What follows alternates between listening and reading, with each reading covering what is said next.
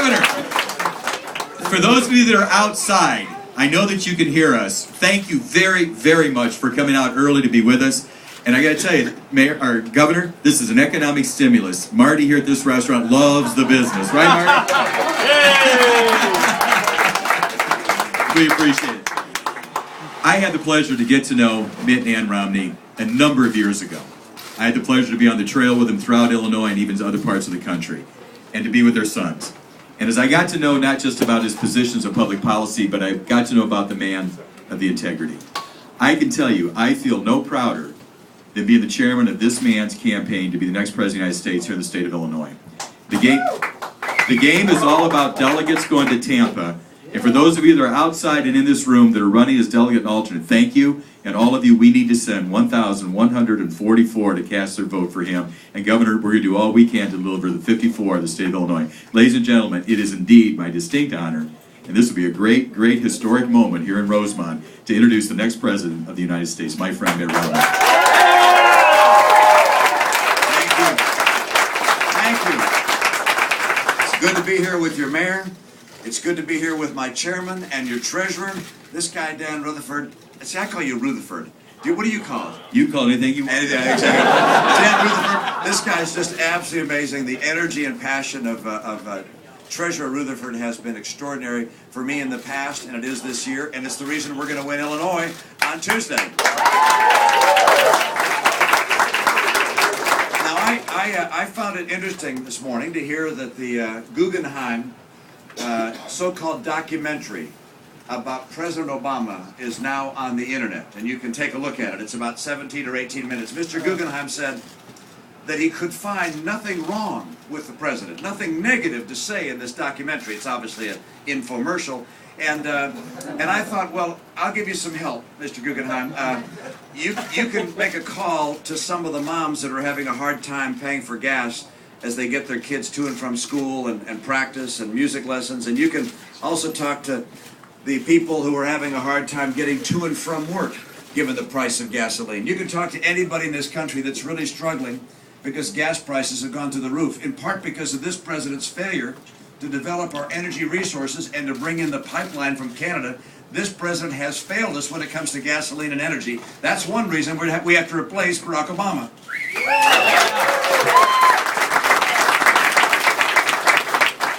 And there are other reasons. I did mention, by the way, that he's out there pushing for alternative energy, and we're here pushing for an alternative to the president. We're going to get a new president. Now, there are other people I'd have him call.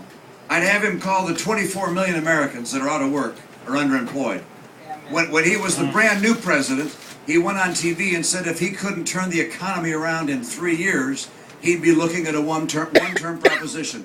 We are here to collect. It's time for us to take back the White House and get America working again. He also said when he was a candidate that he would cut in half our deficit. And he has doubled it.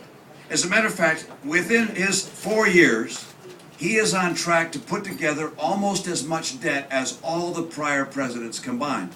And so he could make a call, Mr. Guggenheim could, to the young people in this room and across America who are going to get stuck with that bill, the $15.5 trillion, $16.5 trillion.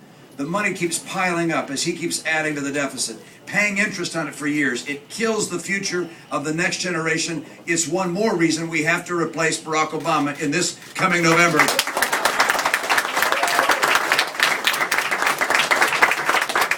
You know, there's also something I call crony capitalism going on. And that is the idea that the president takes your money and invests it in the people who helped him in his campaign. And whether that was Solyndra, or Enerone, or Fisker, or Tesla, this is a political payback of a kind that really distorts the way the market works and frightens away entrepreneurs and innovators for coming up with new ideas. It's the wrong path for America. It's something which the American people have had enough of. We saw it in Detroit when the president gave the bulk of the shares in General Motors to the UAW instead of letting the normal bankruptcy process occur and the shares go to the people who had the rights for those shares. This is a president who, if you will, gives political payback to those that gave contributions to his campaign. We have to end this cronyism and return to the free market system that has allowed America to be the powerhouse economically of the world, and I will do it.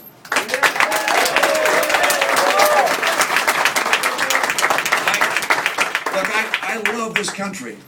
There is no nation in the history of the earth that has done for the world what this nation has done. No nation has fed the people of the world as this nation has done. No nation has freed people from the bounds of tyranny as the people of this nation. Even now, our sons and daughters in a far-off place, and sometimes not being terribly welcomed, are doing their very best to share liberty with others.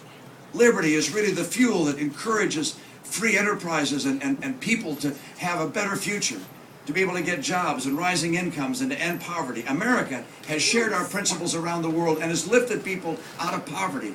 No nation compares in the history of the earth with America. And this president, in his first days in office, began going around the world apologizing for America.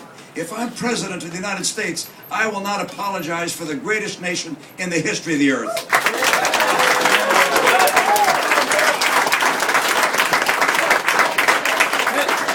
You know, when the founders of the country came together and decided what this country would be, I believe they were brilliant or inspired or perhaps both. And they wrote in the Declaration of Independence these extraordinary words. They said that the Creator had endowed us with our rights. Not the king, not the state, but the Creator. And among those rights were life, liberty, and the pursuit of happiness. In America, we would be free to pursue happiness as we choose. We would not be barred from our path by virtue of the circumstance of our birth, by virtue of the demands of government. Instead, we would be free to take our life where we wish to take it. And that freedom and our liberties and the protection of security and life here made this the place that every pioneer and innovator and freedom lover wanted to come. And come they have for hundreds of years. This pioneering, innovative, pioneering spirit has made America the most powerful economic engine in the world. I don't think the president understands that the way we do. I was in Western Michigan, and I met some entrepreneurs there. I met a guy named Norm Byrne. On the wall of his office, there are all these bronzed patents. He has over 100 patents. He's an electrical engineering marvel. And I said, "Where did you get your engineering degree?" He said, "Well, I didn't." I said, "Where'd you get your college degree?" He said he didn't. This is a guy who just uses his innovative skills to build patents and, by the way, employ hundreds of people in his business. Then I met another guy a little later in the day. His name was Dr. Bill Dobbin. And I said, "Doctor, what's your PhD in?" He said, "Oh, I'm not a PhD. I'm a medical doctor."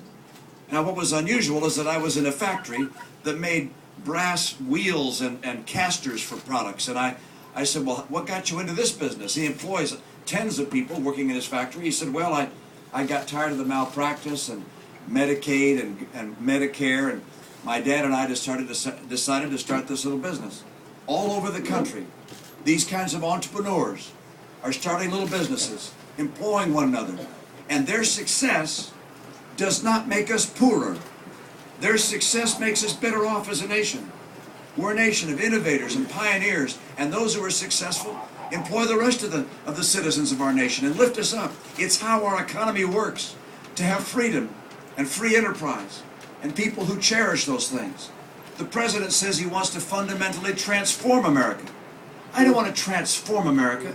I want to restore and reclaim in America the principles of freedom and opportunity that made us the hope of the earth.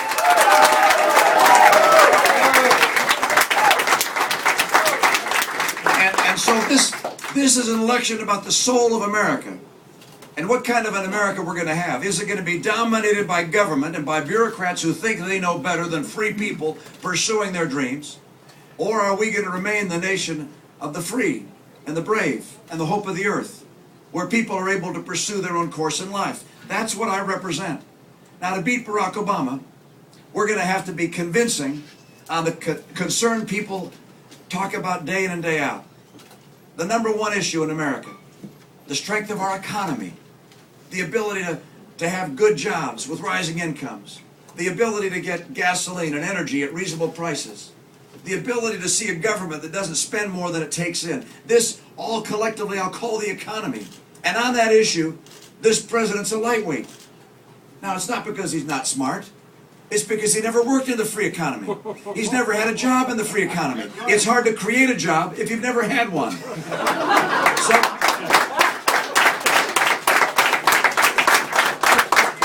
what I bring to this race is 25 years in the private sector, having started a business, having led a business, having then gone and helped run an Olympics and turn it around with other good people, having helped lead a state. I've had the experience of leading. I understand how the economy works. Not because I debated it in Congress, but because I worked in the real economy. I want to use that skill.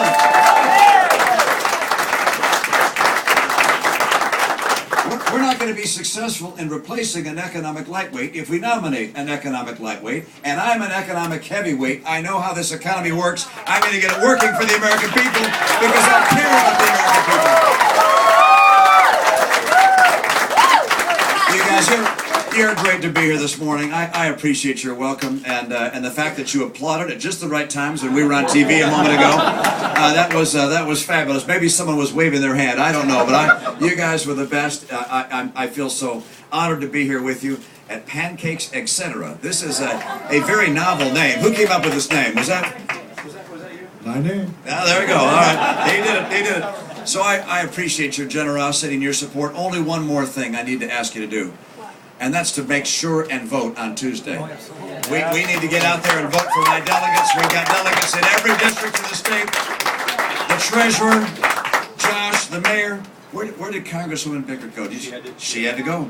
She had to make a vote somewhere. She's voting. But I need you to vote. I need you all to vote. And by the way, you're allowed to vote multiple times by